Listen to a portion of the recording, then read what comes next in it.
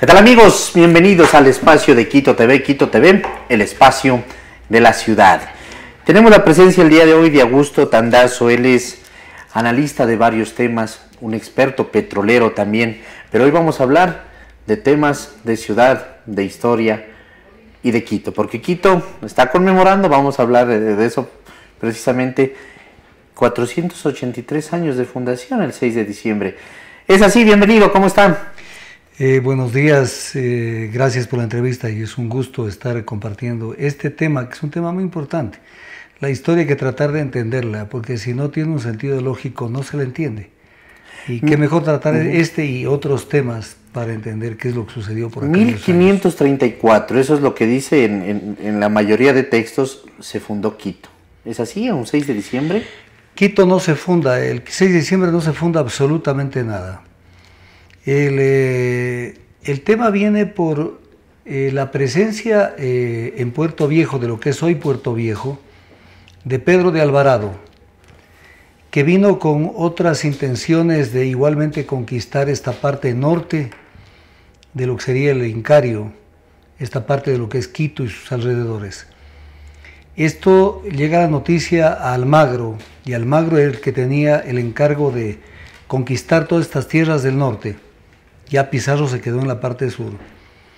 Y eso lo obliga al que el 15 de agosto de 1534 aceleran y hacen algo que es absolutamente inusual. Fundan la ciudad de Santiago de Quito, en lo que es hoy cerca de Riobamba. No donde ahora está Quito. No donde ahora está Quito. Entonces, fundan Santiago de Quito. 15 de agosto de 1534. Luego de esto se da otro tema, que es que ya sube Pedro de Alvarado con sus tropas para intentar ganar por puesta de mano las intenciones de Almagro, que intentaba conquistar Quito. Y llega a ubicarse en lo que es la llanura de Quizapincha, en la provincia de Tungurahua. Hasta ahí llegan las tropas de Pedro de Alvarado. Y comienza una negociación con Pedro de Alvarado y obviamente de parte de Almagro, a efectos de evitar un derramamiento de sangre entre españoles. Y esto se resolvió con dinero, como siempre. O sea, mira, tú has hecho el esfuerzo, has venido, pero estamos nosotros aquí y no creo que lleguemos a nada enfrentándonos. El tema se lo resuelve con la entrega de 100.000 castellanos para que Pedro de Alvarado abandone la empresa y se regrese. Pedro de Alvarado había venido de lo que es hoy Nicaragua y Guatemala, de esa zona más o menos. Y parte del acuerdo es: yo me regreso con una tropa mínima y más bien les entrego la tropa que yo traía para estos menesteres, de tal manera que el ejército de Almagro se enriquece, toma mayores bríos con la tropa de Pedro de Alvarado. Ya con tranquilidad de que esto sucedió y que se llegó a este acuerdo, como Quito no había sido pacificado, pero por sí las moscas, como se dice, por si acaso, se les ocurre el 28 de agosto de 1534 fundar San Francisco de Quito. ¿En dónde? En el mismo sitio de cerca de Riobamba. Vuelven a fundar San Francisco de Quito y dice que lo hacen a 30 leguas de donde queda el pueblo de Quito. 30 leguas de donde queda el pueblo de Quito. Leguas de ese entonces que tenían otro tipo de... ¿Y ese pueblo de Quito dónde estaba? Era aquí, el pueblo de Quito. Era aquí. Quito era muy conocido. Ya existía un pueblo. Quito era la sede del Imperio Incaico. Claro. O sea, Quito en ese momento era tan importante como el Cusco, porque todo el Incario se había trasladado a esta zona para administrar el Incario desde acá. Aparte de que por la calidad de las tierras, el clima que teníamos hizo que desde Huayna Cápac prácticamente ya nos regresaran a utilizar como sede administrativa el Cusco para manejar la conquista, para manejar el Incario. Entonces, eso hace que se tranquilicen las cuestiones, pero en cambio tenían el problema que estaba Quito allí, y un Quito rebelde. Porque en esto hay que tener en cuenta un tema muy importante. El Incario se dividió en dos, fruto de los enfrentamientos entre Huáscar y Atahualpa. Y cuando llegan los españoles, se mantiene esa división, y el sur perdedor de los enfrentamientos con Atahualpa se alían con los españoles. De tal manera que en la conquista de estas tierras participaron los españoles más reforzados con indígenas, generalmente de los pueblos del sur. De tal manera que cuando intentan ya cometer contra Quito, y Quito era el bastión del Incario en ese momento, era el bastión del Incario, es más, en la época ya de Atahualpa, cuando se dan las batallas famosas que terminan con que Quisquis, que era uno de los militares más famosos de Atahualpa, se toma el Cusco. De tal manera que las tropas de acá del norte llegaron a tomarse el Cusco. Y en condiciones que si hubiera establecido un Incario de muchos años, gobernado ahora sí permanentemente por el norte, llegan los españoles, en circunstancias muy difíciles. Pero eso los obliga a retroceder y las tropas del Incario, de Atahualpa, que era la élite de las tropas del Inca, se retiran a Quito. Sebastián de Benalcázar inicia entonces una acometida por estas tierras sin éxito, y es Juan de Ampudia el que el 4 de octubre de 1534 se lanza ya una conquista masiva de Quito. A este hombre, que era una persona de mucha energía, mucha fuerza, incluso algo sanguinario. Le llamaron después el Atila del Cauca, porque él participó también en la parte norte, en las conquistas. Y el 4 de octubre se lanza a conquistar Quito, pero en una batalla sangrienta. Asienta sus tropas en lo que es Machachi, lo que es Uyumbicho y lo que es Tambillo, lo que es hoy. Y desde ahí dirige estos enfrentamientos con Quito, que son una guerra permanente hasta lograr dominar, que termina incluso con el incendio de la ciudad de Quito. Y logra, desde luego ya, pongámosle esta palabra, pacificar Quito, que es tomarse Quito, dominar a sus adversarios. Y le manda un mensaje a Benalcázar que ya puede venir. Y Benalcázar llega el 4 de diciembre de 1534 y se asienta en la llanura de Turubamba, donde hoy es el registro civil, que quiere decir llanura de lodo, Turubamba. No. Y ahí se asienta y al 4 de diciembre le manda decir que puede comenzar a caminar hacia Quito, que todo está tranquilo. Sebastián de Benalcázar llega a Quito, él era el teniente gobernador, no era el primer alcalde de Quito, nunca lo fue, nunca lo fue. El alcalde designado para Quito fue Juan de Ampudia y Diego de Tapia. Dos alcaldes. Dos alcaldes. Siempre había el alcalde mayor y el segundo. ¿Se llamaba alcalde? ¿Se llamaba presidente del consejo? Alcalde. No, alcalde. Ya. Siempre existió esa denominación que viene de la tradición de los cabildos, muy propio de la España de ese entonces. Una institución que ha supervivido y que es muy importante porque más allá de los poderes centrales defiende el desarrollo de las ciudades. Y eso es muy importante, que eso no haya desaparecido. Y Juan de Ampudia se convierte en el primer alcalde mayor de Quito, Juan de Ampudia, quien Alonso de Palomino, que luego lo cita Juan de Velasco,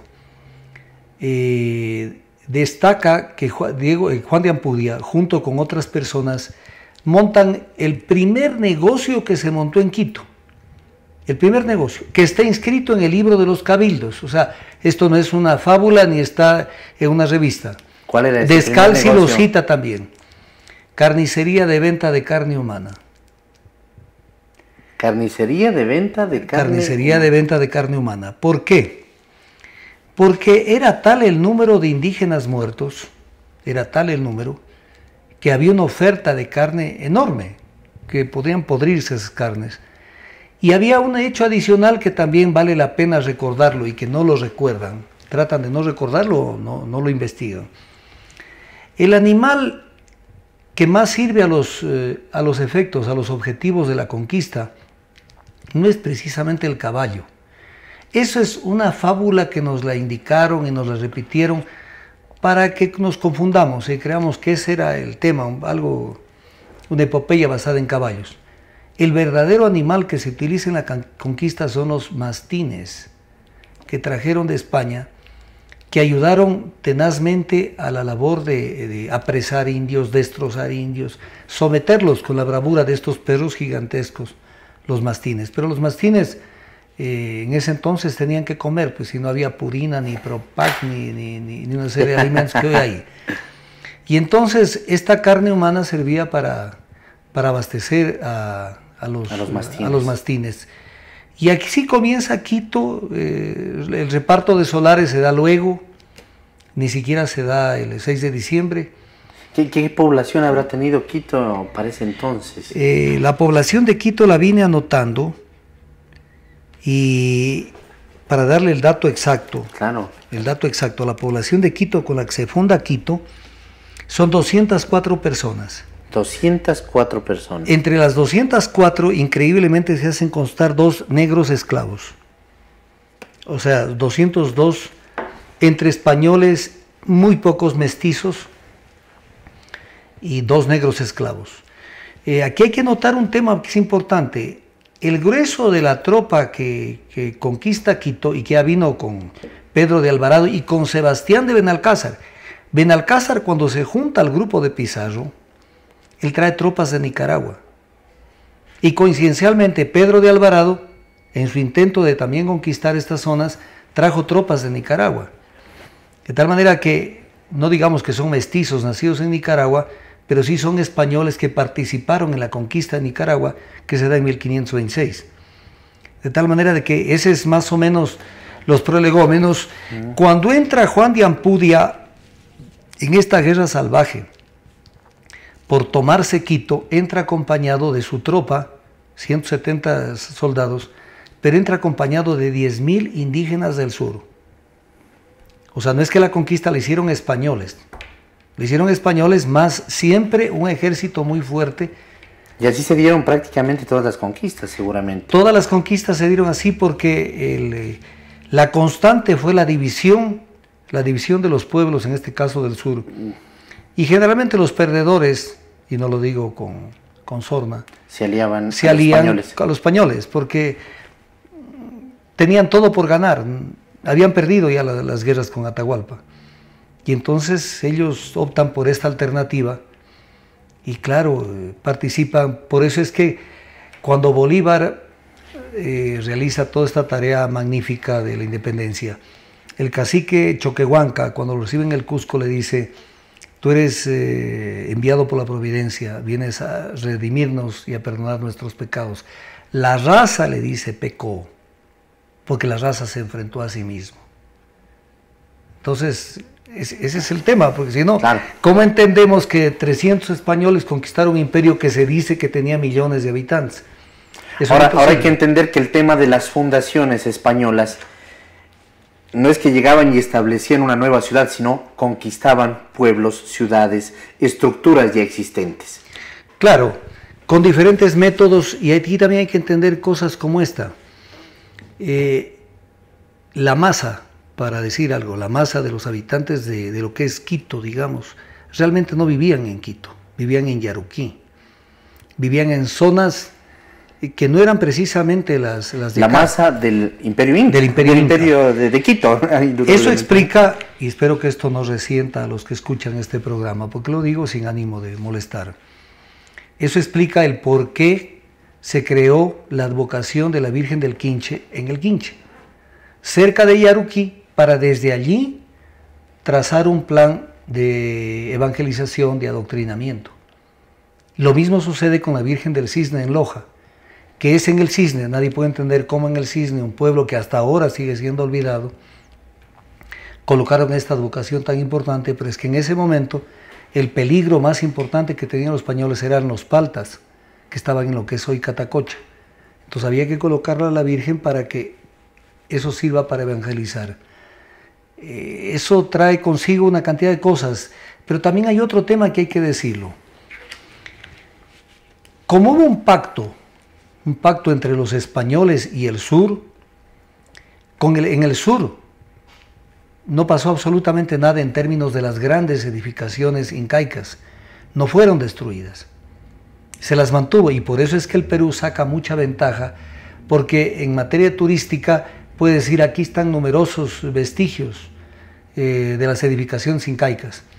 Acá la tarea fue levantar hasta la última piedra, para no dejar nada que a los descendientes les hagan pensar por qué ellos no pueden volver a ser un imperio. Entonces nosotros nos perjudicamos mucho por la forma como actuó. ¿Se borró totalmente? No totalmente, pero se borró bastante. ¿Por qué le digo no totalmente? Porque en el centro de la ciudad de Quito existen muchos vestigios de la ciudad incaica.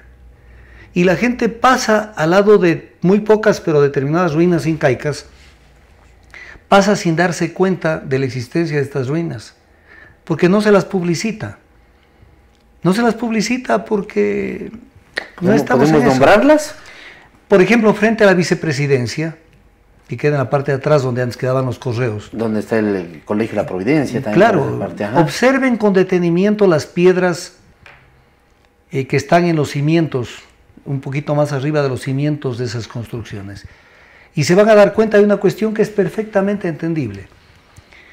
Las construcciones de piedra españolas son en base a figuras geométricas regulares, ¿no es cierto? Rectángulos cuadrados. Las figuras incaicas es otro concepto, es el trabar las piedras independientemente de su figura y buscando que se adapten, que se acomoden, porque internamente son los acoples que permiten que esas piedras no se muevan. Por eso es que frente a los terremotos generalmente las ruinas incaicas subsisten. Entonces cuando vean una piedra que no es irregular y va a encontrar muchas de estas, también las van a encontrar ya un poco muy manipuladas. Se ve la huella del cemento y etc. cosas en las covachas que quedan en la parte baja del Palacio de Carondelet que da a la Plaza Grande. Ahí van a ver más de algunas piedras que son vestigios de la ciudad incaica. También se pueden ver en esas construcciones que están cerca de Santo Domingo, que ahí hay otro colegio, y ahí también se pueden ver con algún grado de dificultad, pero se encuentran ruinas, vestigios de esta ciudad incaica. Claro, no se ha hecho un esfuerzo por eso publicitarlo, pero están allí. Nos están diciendo que ahí estuvieron los incas, y que obviamente hubo una ciudad que fue muy pujante. ¿De dónde sale esa tradición de decir que el 6 de diciembre es la fundación de Quito? El reparto de los solares, tal vez el miedo de decir que Quito no fue fundado en su propia ciudad. Entonces, suplantemos la presencia de Benalcázar el 6 de diciembre de 1564 y simulemos que esa fue la fundación. ¿Hay un acta de fundación que dice el 6 de diciembre de 1564? No hay ningún acta porque no hay ninguna fundación el 6 de diciembre. La presencia de Benalcázar sí. Él está acá el 6 de diciembre de 1534. Pero las dos actas, las del 15 de agosto de 1534 y 28 de agosto de 1534, esas actas existen. De tal manera que Quito fue fundado así. Primeramente con Santiago de Quito, luego con San Francisco de Quito. Incluso en estas negociaciones que me dice que se dieron en Quizapincha, ¿no? O sea, en agosto. Claro, donde hoy se venden trabajos de cueros. Trabajos de cuero. Mire, los ecuatorianos nos confundimos mucho con el tema que desgraciadamente la historia es así, el enfrentamiento que tuvimos durante muchísimo tiempo con el Perú. Y esto nos desubicó, en determinado momento de la historia nos hizo perder el hilo conductor para poder entender qué era lo que pasaba. Quito fue una ciudad que desde Lima, porque con el Perú siempre hubo buenas relaciones, pese a Tupac Amaru y a todos los levantamientos. Es más, cuando los españoles asesinan a Atahualpa, en donde participa incluso Benalcázar, ojo, Benalcázar es uno de los testigos de cargo contra Atahualpa. Cuando lo asesinan ya a Atahualpa, en esos tiempos los españoles llegaron a pactar con los pueblos del sur, originarios del Cusco, del ombligo del imperio, el que se sigan nombrando incas, porque los incas no terminaron con Atahualpa, pero tardaron en darse cuenta a los pueblos del sur que eso fue una tomadura del pelo, porque los españoles no iban por respetar una cultura, sino por suplantar esa cultura. Ya cuando se sublevaron fue demasiado tarde. Hubieron sucesos importantes como el levantamiento de Tupac Amaru y otros más. Pero nosotros nos desubicamos con el tema de siempre estar pensando en el tema del Perú y no valoramos qué era lo que pasaba. Desde el Perú, que fue el eje del imperio, por eso ahí se creó el virreinato del Perú. ¿Por qué? Porque ahí se sentían más seguros de poder controlar el antiguo imperio incaico. Y una de las ciudades a las que siempre le pusieron mucha atención y estuvieron muy pendientes de lo que pasaba era Quito. Porque Quito, con lo que con lo que vino una conquista demasiado dura, demasiado fuerte, y porque aquí estuvieron la creminata del Incario, con Quito se ensañaron. Tanto que buena parte de las tropas que cuidaban la ciudad no eran oriundos de Quito, era casi una regla, tenían que ser traídos del sur para garantizar que sepan cuidar a la ciudad de Quito. Por eso es que donde queda hoy el Museo de Cera, ahí quedaba el cuartel real de Lima, que en 1962, me parece, el municipio de Quito, el Cabildo de Quito, tuvo el desatino de cambiarle el nombre y mandar a destruir las piedras que decían, y le pusieron, lo cual puede ver todos los ciudadanos, dice Cuartel de la Real Audiencia de Quito. Ese no era el nombre. El cuartel era Cuartel Real de Lima, que era un poco decir, esta ciudad está cuidada por el Cuartel Real de Lima. ¿Por qué? Porque no confiaban en este pueblo. Era un pueblo por naturaleza libérrimo. Por eso es que se da el 10 de agosto de 1809 de alguna manera, y no estuvieron equivocados. Porque Quito, en el 10 de agosto de 1809, se viste de pantalón largo, porque este sí es un verdadero momento histórico importante para Quito, el 10 de agosto de 1809. Más importante que lo que se dio en Chuquisaca, porque lo de Chuquisaca fue algo muy, muy tenue y de otro contenido. Quito, por eso comenzaron algunos países y algunos intelectuales a llamarle Quito Luz de América. Luego más bien viene un enfriamiento de Quito, porque Quito era un emporio de riqueza. El 10 de agosto de 1809 y la sublevación de Quito se da porque los españoles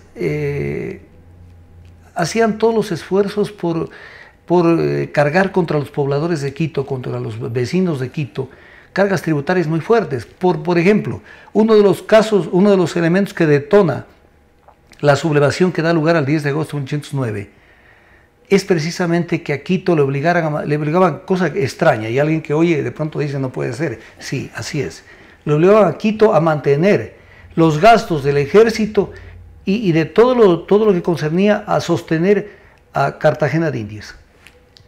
Entonces Quito fue una ciudad muy, muy maltratada, y tratando de que no enriquezca su patrimonio, sino que su patrimonio salga, que esa es una de las teorías militares, políticas y económicas.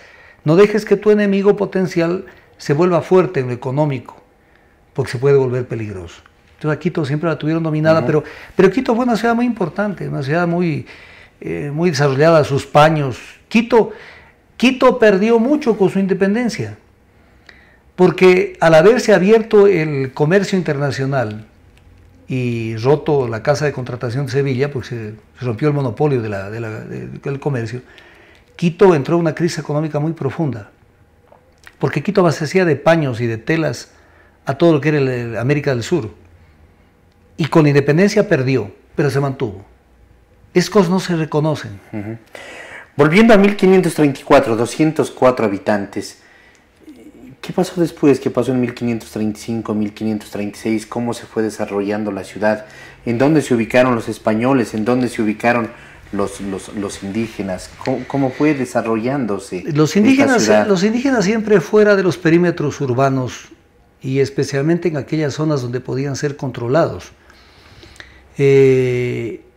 Por ejemplo, no se permitía en los barrios de indígenas, no se permitía la visita por ejemplo, de negros que comenzaron ya a venir, porque el negro era un personaje mucho más liberto, porque venía realmente de las tierras donde vivió, que fueron extraídos de África, cazados en el África como animales y traídos a vender para que puedan cubrir ciertos trabajos en zonas muy, muy calientes. Los negros siempre tuvieron ese espíritu de rebeldía. Entonces, para poner un ejemplo, un negro cuando lo sorprendían en un barrio indígena, que estaba prohibido que siquiera se acerque a un barrio indígena, como castigo le cortaban los testículos. Y si repetía su aventura, lo asesinaban. Entonces habían ciertas normas de convivencia, ¿no? Pero eso también provoca un tema. La necesidad de conquistar a Quito, ciudad rebelde, hace que Quito se convierta en la ciudad con más conventos e iglesias en América Latina, y especialmente en América del Sur. porque uno de los elementos importantes para la conquista y para la civilización de estos pueblos era la iglesia. Era la evangelización. Por eso es que solamente en la García Moreno, por eso le llaman la calle de las Siete Cruces, habían 7 iglesias solamente en una calle, ¿no? Y una calle pequeña del centro. Entonces aquí proliferaron las órdenes religiosas, porque esa era la forma de contrarrestar los eventuales levantamientos. Levantamientos que son muy importantes porque la revolución de las alcabalas y la de los tanques se da justamente en Quito, que abren un poco una luz de esperanza para romper con el dominio español. O sea, esta ciudad tiene mucho que ver con la independencia, porque en épocas donde en otros países no se peleaba, aquí la gente se enfrentó. En el tema político, Juan de Ampudia, el primer alcalde mayor. Después, ¿quién vino como alcalde? ¿Cómo se daban? ¿Era un nombramiento directo? Los nombramientos venían de España. Venían de España. Claro, eso es una de las cosas que resiente mucho a los mestizos, porque comienza, con la conquista comienza España, en eso tuvo una actitud diferente la conquista, por ejemplo, de Inglaterra, cuando conquista el norte de América, en donde ellos no llegaron a un mestizaje sexual con las indígenas y más bien los aislaron en lo que eran las reservaciones.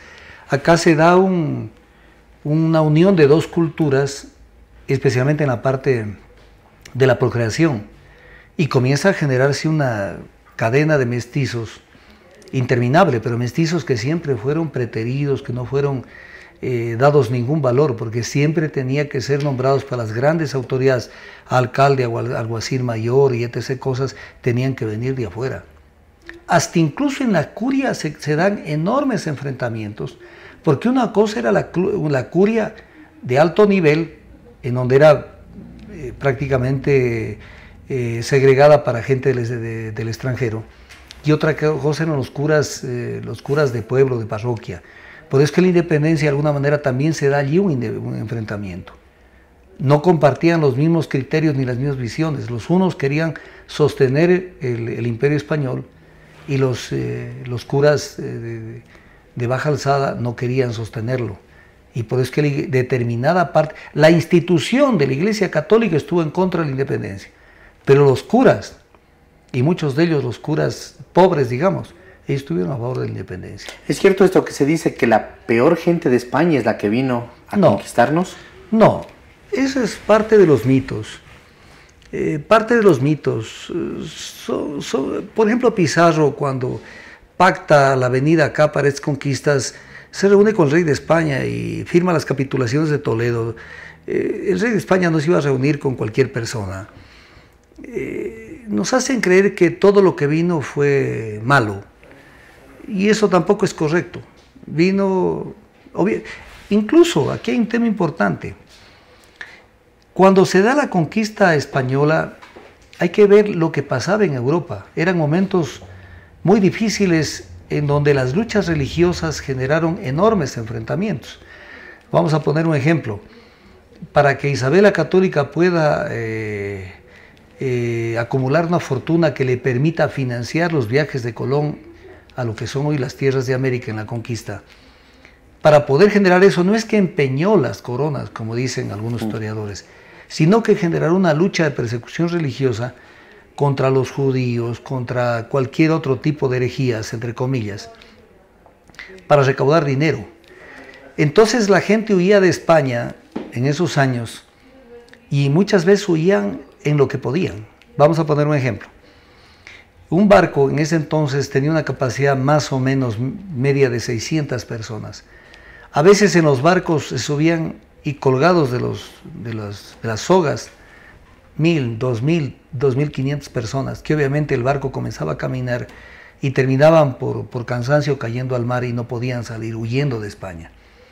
Muchas de las gentes que vinieron en la conquista y en los años subsiguientes fueron gente de un gran pensamiento de avanzada, especialmente en la parte religiosa.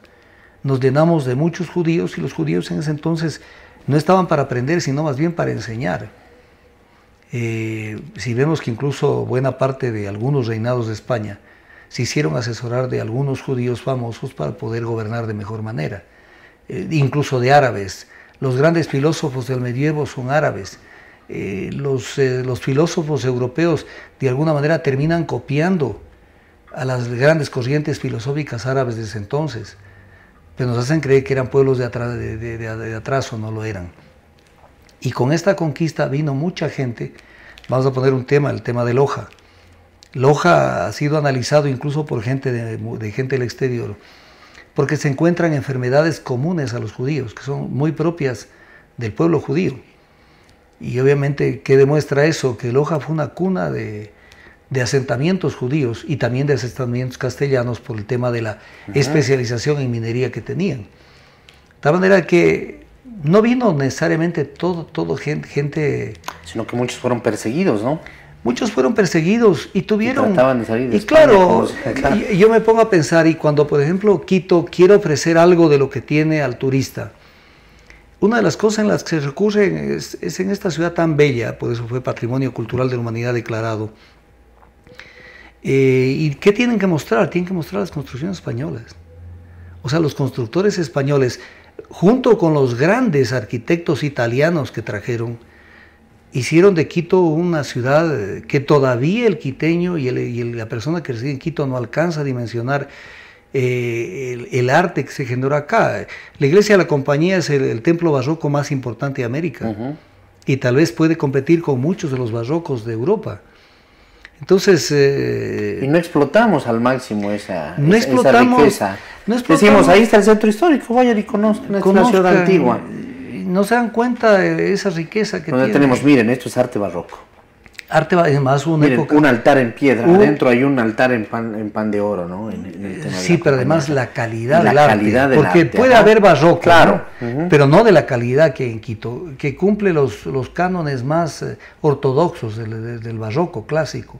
Entonces, ver la Compañía de Jesús es algo... Claro, hubo una dedicación, ¿no? Hubo un estudio, hubo un diseño. Claro, ¿Y qué pasó? Los españoles, para poder hacer esto, no es que llamaron a cualquier persona y dijeron vamos a hacer un templo y lo vamos a construir. Vamos a poner un ejemplo. Si usted va a Buenos Aires, a la Buenos Aires de hoy, y usted dice voy a buscar un templo de un alto contenido arquitectónico, no va a encontrar. Son iglesias como cualquier iglesia de cualquier sitio de nuestras ciudades, de las que construyeron a futuro. Pero jamás va a encontrar usted una Compañía de Jesús. Usted no va a encontrar un San Francisco, un Santo Domingo, una iglesia de la Merced. Eso no va a encontrar. Entonces, pero usted dice, ¿y quiénes trajeron a todos estos italianos del más alto nivel de Europa? Porque no es que trajeron a cualquier arquitecto italiano. Trajeron a los españoles. Y trajo la curia que estaba sentada acá. Le dieron importancia a la ciudad. Entonces, no es que solamente vinieron a destruirlo todo. Qué pena que los vestigios del Incario se perdieron. Se perdieron también por el descuido de mucha gente, que en las construcciones no fue preservando muchas de estas construcciones antiguas. Y claro, terminó por destruirse todos los vestigios del templo de la Luna de San Juan y del templo del Sol que quedaba en el Yavirac, que hoy se lo conozco como el Panecillo, y que colocaron ahí la Virgen de Legarda, en un intento de la Iglesia Católica por decir aquí está el cristianismo, pero se pudo haber negociado cuestiones mixtas, en donde también se destaque lo indígena y se destaque también lo español.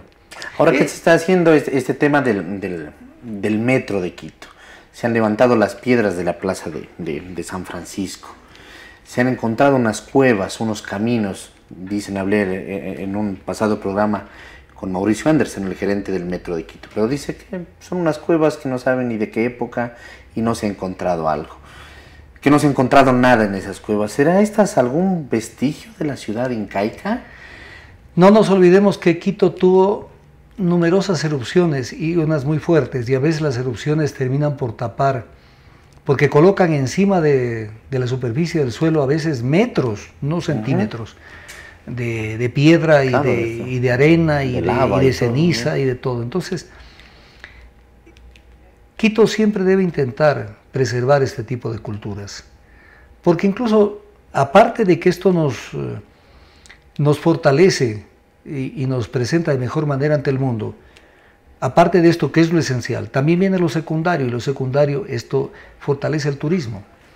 Entonces, en la medida en que nosotros a la gente le mostremos algo más de lo que es la ciudad española, también podemos destacar esto. Por ejemplo, lo que le acababa de decir, ¿por qué no se hace un relevamiento? Yo les invito que haga un relevamiento de los vestigios que están ahí a la vista de la ciudad incaica de Quito y que la pongan dentro del calendario de visitas.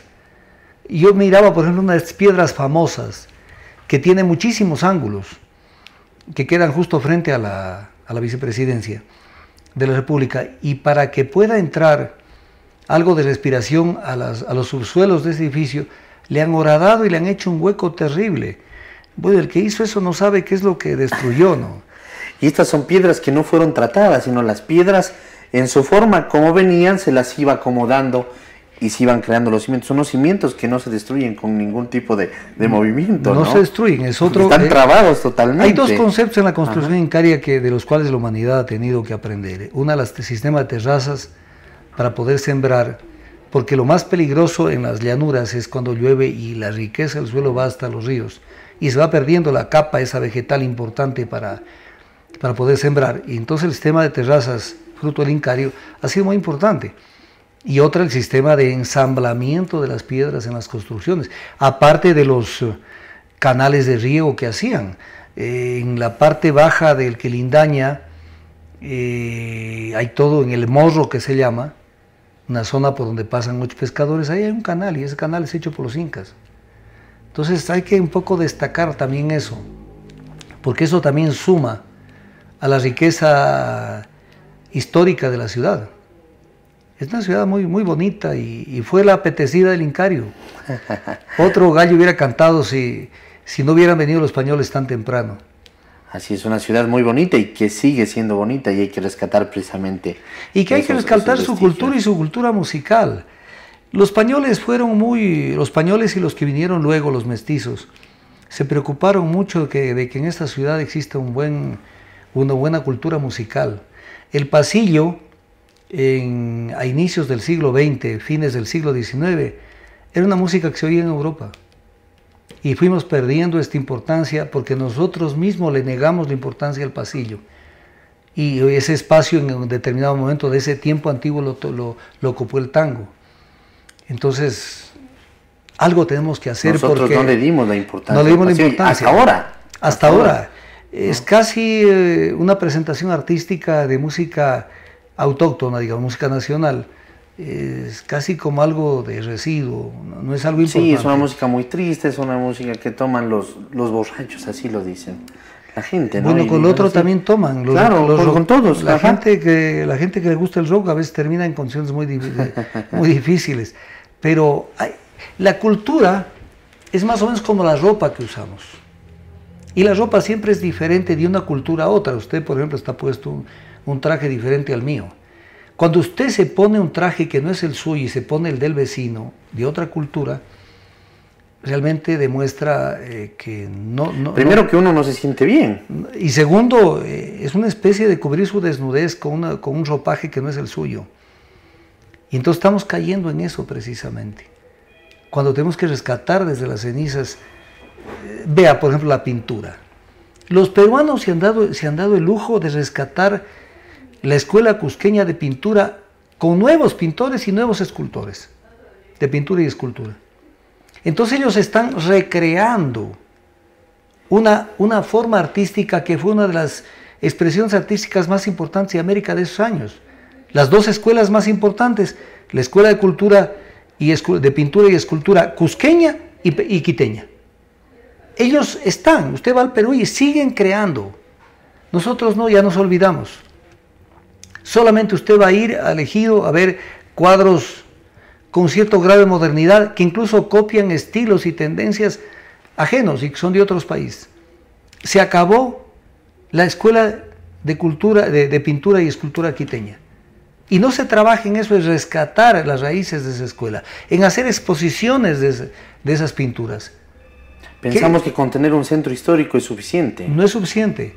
E incluso hay que mejorar la calidad de las personas que son guías turísticos. Dan mucho que desear. Porque lo que dicen, yo no sé de qué manual lo sacaron, y realmente no saben guiar a la gente. Y da una imagen de un Quito muy rudimentario, cuando Quito es mucho más que eso. Es mucho más que eso. Mire usted, por ejemplo, los cuadros de la Escuela Quiteña de Pintura que tienen los conventos y las iglesias. Porque esos, como se hace en cualquier parte del mundo, no los piden prestados, con inventario y todo. Y hacen, por ejemplo, una exposición de pintura de la Escuela Quiteña en algún sitio enorme. Quito, estamos en el 2017 y no tiene un verdadero centro de arte, no tiene un sitio donde se pueda hacer música, por ejemplo. El Ágora no reúne las condiciones para la acústica que se necesita para hacer expresión artística vocal. No reúne. No tenemos sitios alternativos al Teatro Sucre y algo al Teatro Bolívar para presentar arte. Se ha rescatado algo el Capitol, el Teatro México, pero Quito no tiene algo. No hay una agenda. Quito ya es una ciudad de millones de habitantes. Ya necesita espacios para muchos, decenas de miles de personas que puedan ir a escuchar conciertos. En el norte, ¿qué tenemos para escuchar? Y que la gente de Quito es muy culta, le gusta eso. Pero no hay sitio. Pero no hay sitio, no hay una agenda. No hay una agenda en ese sentido. Nos estamos preocupando de otras cosas que hay que hacerlo. Nadie puede decir, por ejemplo, que el metro no sea una prioridad y otras. Pero también debemos decir, a ver, vamos a ser equitativos. Como en un presupuesto, ¿cuánto va para cultura? ¿Cuánto va para arte? ¿Cuánto va para educación? ¿Cuánto va para vialidad? Pero démosle algo. Porque tenemos que rescatar eso. En los archivos históricos y en la gente está el acervo cultural de todo tipo, pictórico, artístico, que es cuestión de volverlo a plasmar. ¿Cómo no escucharle en un gran escenario con la sinfónica de fondo a las hermanas Naranjo Vargas o a Paulina Tamayo cantar música nacional? Para que no sea solamente con las dos guitarritas y un requinto. Y escuchar eso. Pero además, una cosa que le hace falta al Ecuador y a Quito en especial, que México, por ejemplo, es un modelo. México ya superó la etapa de las divisiones. El México antiguo, el de los aztecas, el de los toltecas, el de los mixtecas, de los mayas y el de los españoles. México es un pueblo mestizo, con una cultura mestiza. Porque ya quedarse en esa disquisición antigua, esto sí, esto no, y generalmente negándose, no hace sentido. Tenemos que ir proyectándonos como una cultura mestiza, porque somos mestizos. Y no lo queremos aceptar a veces. Por eso se dice esa famosa frase, el que no tiene de inga, o sea, de inca, de indígena, tiene de mandinga, tiene de negro. Porque la gente no entiende el tema de los apellidos. Y a veces la gente cree ser de clase muy alta y no hay tal. La clase, los negros, por ejemplo, la gente de color, se ha escondido su realidad en mucha gente por el tema de que cuando se produjo la manutención de los esclavos, ellos se asimilaron al apellido de los antiguos dueños. Entonces usted puede encontrar una cantidad de gente con unos apellidos que incluso sacan pecho y dicen, mira, yo soy apellido español. Y no se dan cuenta que vienen de la época en que sus antepasados fueron manumitidos. Incluso en esa manumisión hay temas que son críticos porque son fruto de un mito. La gente, por ejemplo, estudia y creen que, por ejemplo, Urbina en algún momento se paró, firmó el decreto y dijo, se manumite los esclavos y todos son libres. Los esclavos se fueron manumitiendo en la medida en que primero se creó los estancos de la sal y el aguardiente. Y como iban generando dinero, con ese dinero se compraba a la gente que era propietaria de esclavos la libertad de los esclavos. Fue un proceso, pero los que tuvieron esclavos no perdieron un centavo. No es que con una orden se fueron y todos manumitidos. Entonces, pero más allá de eso, somos una sociedad mestiza. Incluso los indígenas, que a veces se quedan y se excluyen y provocan se autoexcluyen y también provocan ciertas exclusiones. Voy a poner un ejemplo sencillo. ¿Quién maneja la CONAI en este momento? Es una persona de apellido Vargas. ¿Quién manejaba Ecuarunari hasta hace pocos días? Javier Pérez Huartambel. Pérez, apellido judío. Salvador Quispe, el segundo apellido era Lozano, apellido castizo. O sea, hasta en los indígenas hay mestizaje. Hay mestizaje. Entonces, ¿cómo no mantener ciertas tradiciones? Pero no excluyendo, no diciendo esto es lo bueno y lo demás es lo malo. Sino valorando, rescatando. Rescatando y valorando, porque somos fruto de un encuentro de dos culturas. Nos guste o no nos guste, más allá de lo que digan muchos intelectuales que confunden su papel de intelectuales por asumir posiciones más que de intelectuales políticas. Entonces, se pretende negar ciertas cosas. Toda conquista ha sido dura en cualquier parte del mundo y en cualquier tipo de culturas. Pero por sobre ese tipo de situaciones que siempre se han dado en la captura y en la conquista de un pueblo por otro, ha subsistido una cultura y se han integrado culturas. Y acá nosotros no podemos. Tenemos por principio el idioma.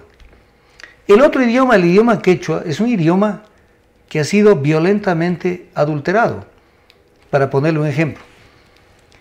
El idioma que conocen los españoles, idioma quechua, cuando recién abordan a la cultura del Incario, no tenía 2 vocales y 7 consonantes.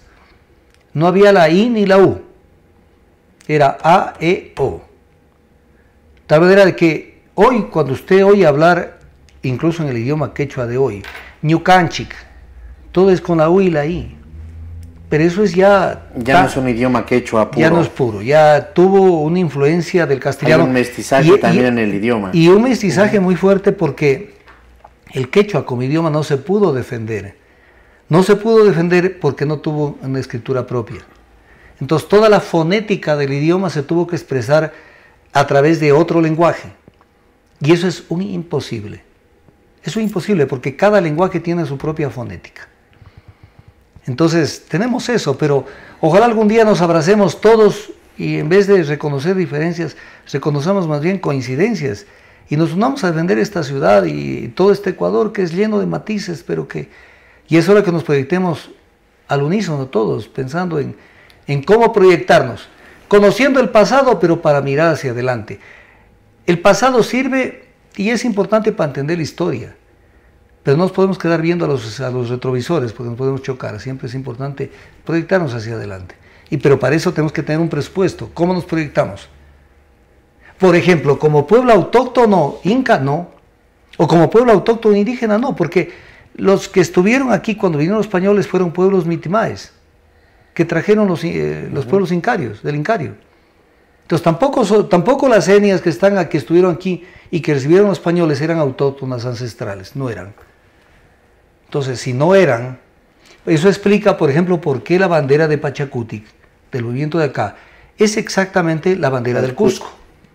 Si alguien que me esté escuchando, eso ya tiene 7 colores, creo, ¿no? 7 colores, diferente de la bandera gay que tiene 8. 7 colores.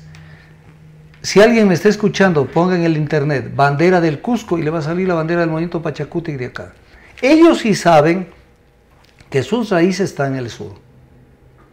Sus raíces no son pueblos ancestrales de acá, son pueblos ancestrales del sur. Entonces, si ellos vinieron muy pocos años antes que los españoles, y luego vinieron los españoles, y se produjo este mestizaje, pues proyectémonos de esa manera. Como lo que somos. Como lo que somos, desde luego, cuidando partes de la cultura que son propias de las nacionalidades. Incluso voy a decir algo que no sé cómo va a caer. Y esto para poner un ejemplo, para que la gente no crea que esto es un libro de alguien que odia a los indígenas. Si ustedes lo leen, por ejemplo, a Galeano, en Las Venas Abiertas de América Latina, y a otros escritores más, pero doy una pista.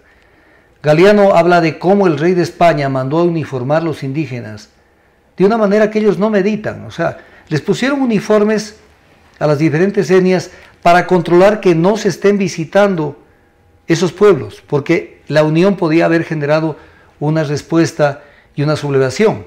Entonces los uniformaron, pero yo hago esta pregunta a los indígenas que me pueden estar escuchando. ¿Les parece importante, positivo, que por ejemplo ustedes usen los 7 días del año, los 365 días del año el mismo uniforme? O la misma vestimenta, pongámosle. Realmente fue un acto despiadado el que se hizo desde la corona, en ese sentido. Todos los días del año a vestirse de la misma manera. A mí me parece que esas vestimentas se deben ir conservando, pero no a nivel de que eso hay que conservarlo toda la vida. Son las vestimentas que se mantienen hasta la actualidad. Pero que las mujeres, note esto, la mujer siempre es la que más cuida las tradiciones. Por ejemplo, usted ve entre una pareja de otavalos, usted ve la otavalo que está vestida como con la indumenta auténtica, tradicional. con lo que es, con el uniforme, que fue en un principio un uniforme. Claro, el otavalo, hombre, ya está con jean. Está con jean. La mujer siempre es la cuna de las tradiciones. En todo, en la cultura en general. El hombre siempre es una especie de cometa. No construye sobre su eje propio. El cometa tiene eso como un cuerpo celeste, que no se rige, no se maneja en base a un centro. El cometa, el ser humano, el hombre generalmente tiene esa tendencia a captar, a embelezarse por cualquier tendencia de afuera, la ropa, la vestimenta, cualquier cosa, la música. La mujer no, la mujer es más tradicional. Por eso tenemos que apoyarnos mucho más en las mujeres, en todo sentido, porque ellas son más defensoras de las tradiciones y de la ortodoxia. Por ellas seguimos comiendo como en el pasado. Por el hombre no, por el hombre estaríamos comiendo hamburguesas todos los días. La mujer es la que no pierde la costumbre de vez en cuando hacer un pan, hacer un tamal, hacer un humito, un chihuil, cualquier cosa. Todavía nos afinca nuestras costumbres. ¿Qué pasó con ese Quito que se fundó en Riobamba? ¿Es Riobamba? No, es cerca de Riobamba, pero ese Quito no prosperó, pero como Quito, pero sí prosperó como Riobamba. Claro, importante allá porque Riobamba fue una cuna de pueblos indígenas muy rebeldes, tal vez una de las ciudades más difíciles de gobernar que hubo durante la conquista y buena parte incluso de la historia republicana. Pero igual, o sea, provoca siempre esta reacción, ¿no? Cuando hay una parte difícil de conquistar, se obliga a la presencia mayor de instituciones, de iglesias, de organismos para reforzar la conquista. Riobamba es una ciudad con hermosas edificaciones, precisamente porque los españoles le pusieron mucha atención. Fue una ciudad que había que poner atención por la presencia del indigenado. Entonces vayan a ver esas edificaciones que tiene Riobamba. Es una ciudad que no la muestran al turismo, pero que deberían mostrarla un poquito más. Es una ciudad muy bonita. Y hay otras ciudades que pasan desapercibidas porque no ofrecieron resistencia. El ofrecer resistencia era importante. Y hay otro tipo de fenómenos que se dan también. Ciudades que se empobrecieron porque tuvieron mucho dinero y no avanzaban a gastarse acá. Voy a poner un ejemplo, Loja. Sacaban el oro del oriente de Loja, oriente que iba hasta Jaén y Maynas, porque ahí está Logroño, Zamora de los Alcaldes, Valladolid, Santa María de Nieva, montonera de pueblos que se fundaron desde Loja.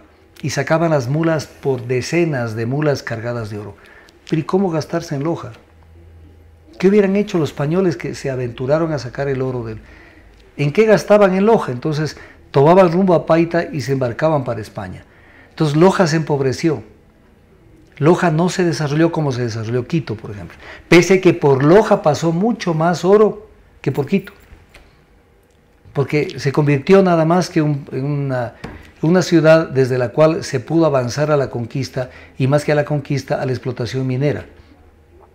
Entonces, fíjese que las campanas de Loja, tal vez como un hecho anecdótico, eran de oro.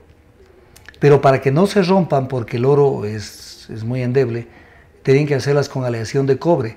Pero decían que el sonido de las iglesias de Loja era incomparable, porque era un sonido muy diferente de las otras iglesias, de las campanas, que sonaban de una forma muy diferente. Las campanas de Loja terminaron vendiéndolas a Chile. Y es la suerte de los países. A veces tener mucho dinero los empobrece, y a veces no tenerlo. Porque, enriquece. Claro, acá no hubo el oro, y eso obligó a los españoles a las grandes construcciones y a esas hermosas casas de hacienda, porque tuvieron que dedicarse a la ganadería, tuvieron que dedicarse a la agricultura, a la hilandería. Entonces esas casas de hacienda usted no las va a ver en otras partes, sí se las ve en Quito, en los valles de Quito. Muy bien, nos hemos quedado cortos de tiempo, pero ha sido un gusto tenerlo aquí precisamente en este 5 de diciembre. 5 de diciembre, que esperamos que la gente lo festeje la ciudad de la forma que tiene que hacerlo. Sin violencia, sin riesgos, utilizando este día para amistarse, no para enfrentarse. Son fiestas que tienen que unir a los quiteños y a los que no siendo quiteños como yo, nos sentimos tan quiteños como la gente de acá, porque esta es una ciudad que tiene una cosa que no tiene muchas ciudades. Recibe a la gente de afuera con un cariño y con mucha bondad. Por eso nosotros la queremos a la ciudad, tanto como la quieren los quiteños o incluso más. Ok, quiteños y no quiteños que hemos sido recibidos en esta ciudad a festejarla como se debe, ¿no? Como se debe. Muchas gracias. Gracias, muy amable por la entrevista. Amigos, ha sido Augusto Tandazo, analista de varios temas, pero el día de hoy hemos estado hablando de un tema histórico, muy importante hablar de Quito, de ese proceso de fundación de la ciudad incaica, que no hay que perderla, hay que rescatarla, hay vestigios de esa ciudad y hay que entenderla, hay que promocionarla. Esto es oro en el tema del turismo, hay que hacerlo, hay que aprender y hay que reconocer el mestizaje que tenemos. Partes importantes que hemos recogido de esta entrevista con Augusto Tandazo. Amigos, hasta la próxima, que pasen bien, felicidades.